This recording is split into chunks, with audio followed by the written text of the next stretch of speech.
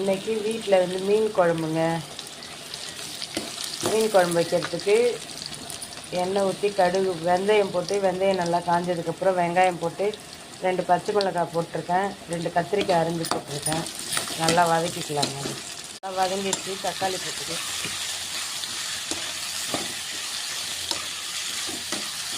தக்காளி நல்லா வதங்கிடுச்சு. கரைச்சி வச்சு புளியும் மிளகாத்தூளும் ஒன்றா கரைச்சி வச்சுருக்கேங்க. மீன் குழம்பு வைக்கிறதுக்கு எப்பவுமே புளியும் மிளகாத்தூளும் ஒன்றா கரைச்சி தாளிக்கக்குள்ளே குழம்பு நல்லா ருசியாக இருக்கும். அதை அது கூட சேர்த்துக்கலாம்.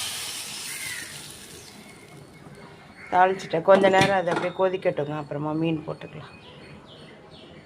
நல்லா கொதிச்சிச்சு. கவலை மீன் நல்லா அலசி மஞ்சத்தூள் போட்டு நல்லா ஊற வச்சு அலசி வச்சுருக்க பாருங்கள். அதை குழம்புக்குள்ளே சேர்த்துக்கலாம்.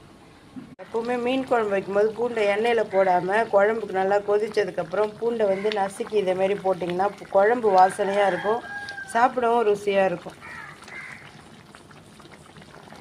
மீன் குழம்பு நல்லா கொதிச்சிச்சு பாருங்கள். மீன்லாம் நல்லா வெந்து சூப்பராக வந்துருச்சு பாருங்கள். நீங்களே இதே போல் செஞ்சு சாப்பிட்டு பாருங்கள்.